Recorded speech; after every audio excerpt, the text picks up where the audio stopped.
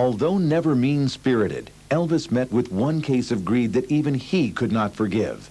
There was a guy working for him that first started forging Elvis's name on personal checks of Elvis that he carried around in his briefcase for him in case he never ever need to want something to buy it. And he's in Vegas and he's losing the money that he makes, his salary and per diem money and everything, and then he started forging Elvis's name on a personal check. So he was let go and told to go ahead and go on back to Memphis.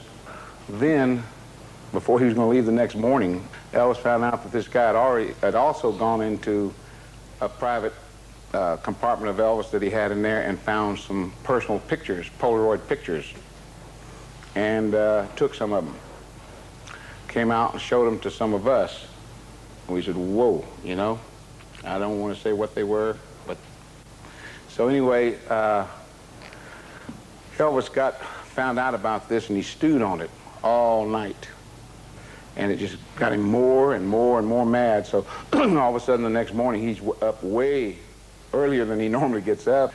So Red and Elvis went on out there to the plane, and Elvis holds that badge up with his ID and is telling him to, whoa, stop the plane. Well, the pilot thought that Elvis had missed the flight. He recognized Elvis, so he called back to the ground crew and told them to roll the steps back up. So they did. Elvis and Red went up the steps. The stewardess up there opens the door and they go inside. In the meantime, the pilot is there now. And Elvis comes up there and says, well, sorry, sir, to stop the plane, but we're looking for a fugitive. And he said, a fugitive? He said, aren't you Elvis Presley? He said, yes, but I'm also an agent. He showed him that badge, I'm a federal agent, and we're looking for this guy. He said, well, was he armed or is he dangerous?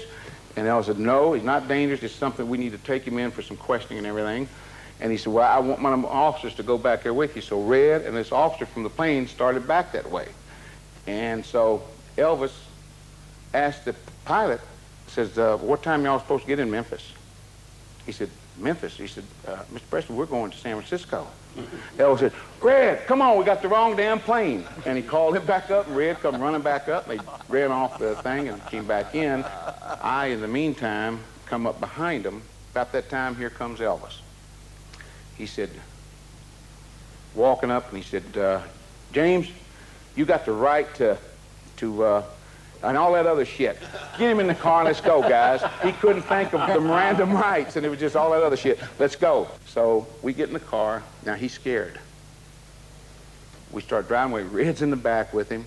I'm sitting up here driving, and he's sitting here, and all of a sudden he says, y'all taking me out to the desert, ain't you? We said, no, James, we're not taking to the desert. He said, well, I want you to know, my daddy knows what time that plane comes in. If I'm not on it, he's going to want to know why. And I said, well, we'll let him know why. And I said, James, you're not going anywhere. You're going to the hotel. Elvis wants to talk to you. When we got up there, here comes Elvis out of that bedroom, stepped down those 3 steps, man, started walking, kind of tugs at his belt there and walks up to him and said, why? Why did you do it? And James just sitting there, won't look up at him or anything. You know, son of a bitch, why? Like that. And Red and I both jumped. It was real quiet. We both jumped straight up. And James, I don't know. And all of a sudden he says, tell me. And he reached over and he popped him. And a little ring, it had made a little scratch thing on his forehead, a little trickle of blood starts to. He said, damn, see what you made me do, James. Someone get me a wet cloth. He was upset. He didn't mean to cut him or anything. So whoever was there went in and got a washcloth out of the guest bathroom there.